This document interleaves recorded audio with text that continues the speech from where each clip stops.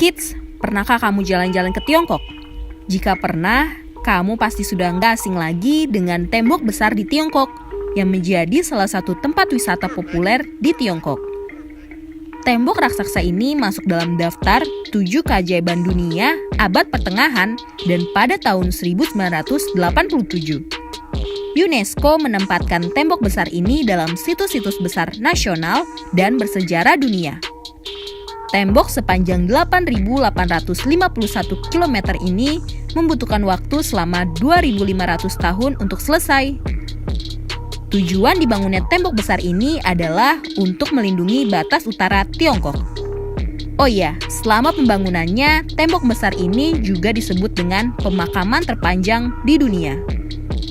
Karena selama masa pembangunannya, tembok raksasa ini menelan banyak korban jiwa. Misteri apa lagi yang terdapat pada tembok yang berusia lebih dari 2000 tahun ini ya? Kita cari tahu yuk! Sebelum kita lanjut videonya, jangan lupa klik tombol subscribe dan tombol loncengnya ya! Pertama, tembok besar ini bukanlah salah satu dari keajaiban dunia kuno. Tapi, tembok raksasa ini masuk ke dalam daftar 7 keajaiban dunia abad pertengahan.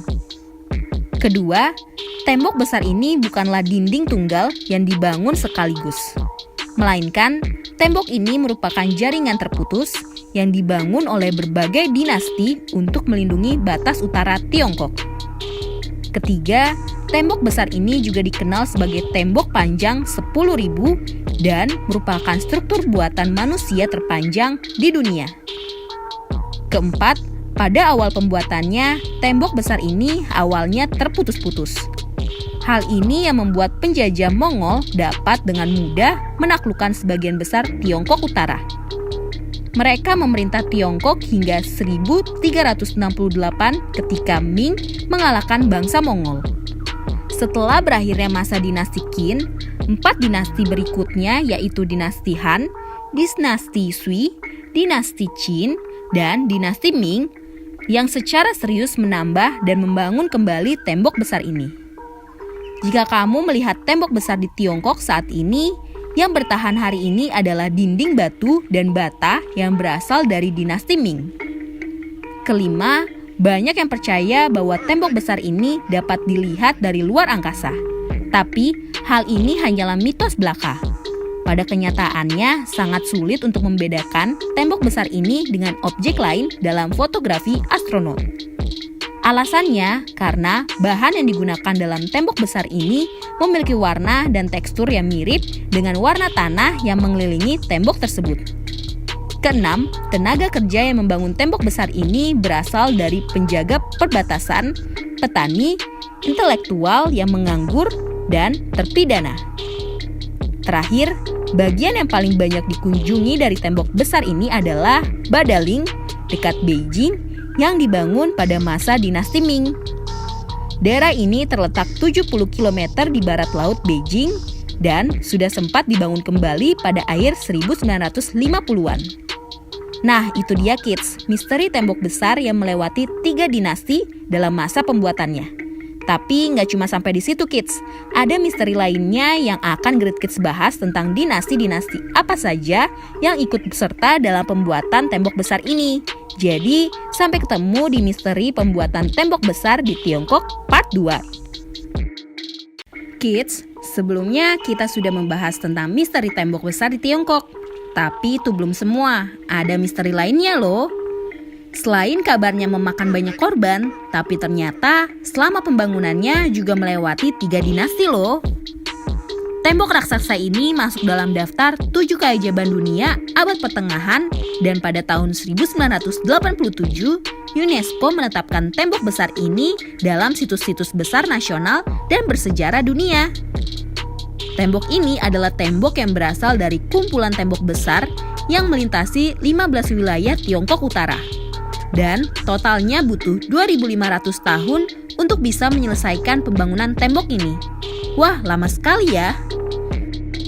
Pembangunan tembok yang cukup lama ini dimulai dari dinasti Qin dan baru selesai secara total pada masa pemerintahan dinasti Qing. Untuk itu, yuk sekarang kita bahas 3 dinasti yang ikut berperan serta dalam pembuatan tembok raksasa ini. Sebelum kita lanjut videonya, jangan lupa klik tombol subscribe dan tombol loncengnya ya. Tembok besar ini juga dikenal dengan nama tembok sepanjang 10.000 li. Sekarang, mari kita teliti pembangunan tembok besar ini dari dinasti Qin sampai dinasti Ming. Dinasti Qin. Pada masa dinasti Qin inilah, tembok besar ini yang terpisah-pisah disambungkan untuk digunakan sebagai garis pertahanan. Tidak tanggung-tanggung kids, pembangunan yang menghabiskan 9 tahun ini sudah menghabiskan banyak biaya dan juga mengorbankan banyak rakyat yang tidak mampu. Banyaknya korban yang berjatuhan gak hanya berdampak pada kekuatan negaranya saja, tapi pemberontakan dari para petani yang ingin menggulingkan dinasti Qin. Dinasti Han. Pembangunan tembok besar ini juga sempat terhenti akibat pemberontakan para petani pada masa dinasti Qin. Kemudian, pada masa Kaisar Han Wudi berkuasa, proyek renovasi dan pembangunan bagian-bagian tembok kembali dilaksanakan. Kali ini, masa pembangunan tembok berlangsung selama 20 tahun, karena ada penambahan panjang menjadi 1.000 km secara keseluruhan. Dinasti Ming. Pembangunan tembok besar ini sempat kembali terhenti pada masa dinasti Han, karena Tiongkok pada saat itu sudah memiliki kekuatan militer yang besar. Kemudian, pada masa dinasti Ming, setelah menaklukkan bangsa Mongol, tembok raksasa ini dikonstruksikan kembali. Pada masa ini, catatan panjang dari tembok raksasa ini kembali bertambah menjadi 5.650 km. Di masa ini juga, tembok besar ini mulai dibagi ke dalam 9 distrik yang dilengkapi dengan benteng pertahanan dan pintu gerbang yang berfungsi untuk mengawasi daerah perbatasan. Salah satu bagian yang paling terkenal dari tembok besar yang sering dikunjungi oleh turis adalah daerah Badaling. Daerah ini terletak 70 km di barat laut Beijing dan sudah sempat dibangun kembali pada tahun 1950-an. Nah, itu dia misteri tembok besar ini yang melewati 3 dinasti dalam masa pembuatannya. Siapa yang tertarik berkunjung ke tembok raksasa ini? Nah, kids, Great Kids masih punya misteri dari seluruh dunia yang menarik untuk dibahas loh. Jadi, tetap ikuti program Kistery di channel YouTube Great Kids. Sampai jumpa minggu depan. Sampai di sini dulu ya videonya. Jangan lupa like, komen, subscribe, dan share ke teman-teman lainnya ya kids. Bye-bye!